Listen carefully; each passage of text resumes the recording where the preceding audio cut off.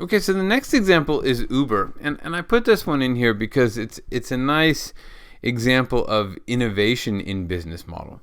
The big innovation that they brought to the table was a different business model. So it's worth looking at how they did that.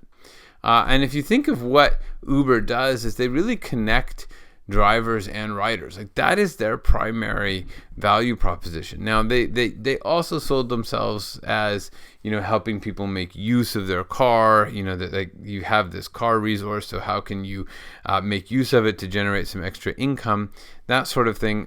But their key value proposition is connecting drivers and riders, and they have two segments. The way I see it, they have both drivers and riders. So they have to appeal to drivers and get them interested in being a part of Uber, and they have to appeal to riders to download the app and hire the drivers through Uber.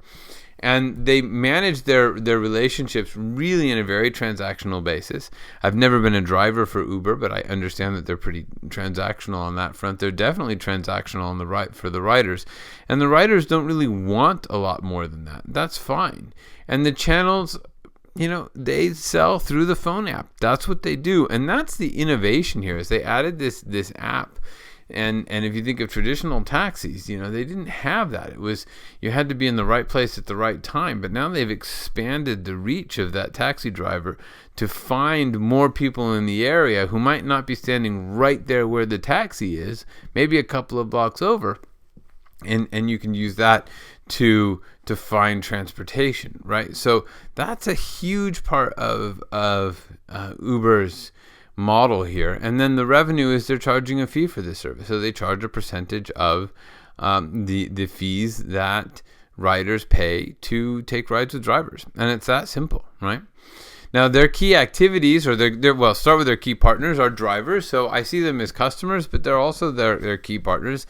And this as well is an interesting difference, because it used to be that the drivers were the key resource, but now they're more of a partner organization rather than a resource.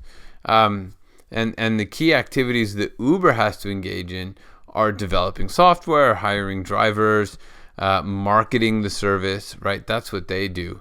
And they really rely on a lot of IT infrastructure and developers to do this, And their cost is all of the app development, hiring drivers, paying drivers. And I've put paying drivers here in parentheses because, they changed the paradigm here as well. Because it used to be that as a taxi driver, you were a cost, you were an expense no matter what. But now what Uber has done is say, no, if you're not driving, we're not paying. So in a way, yeah, they pay drivers, but they only pay drivers when the drivers drive.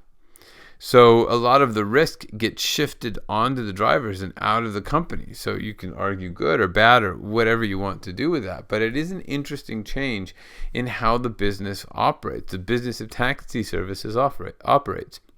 And Uber, people say it's a transportation company. It's not. It's a company that has an app that connects drivers and riders. And this is how their business model works, right? If they start buying cars, now they're talking about buying driverless cars, that is a change in the business model. So they have to be very clear that that is a change in the business model and understand what they're doing, how they're doing it, and why. Okay, so we've gone through Southwest and we've gone through Uber. We've gone through the business model canvas here. Hopefully you find that helpful in helping to develop your business model. So download the template if you haven't already. Fill this out, give this some thought, bring it with you when you come to the MAP workshop next week. And again, we're all really looking forward to getting to know you, to getting to know your business, and really excited about what you're creating and what you're going to create going forward. Thanks a lot for watching. We'll talk soon. Bye.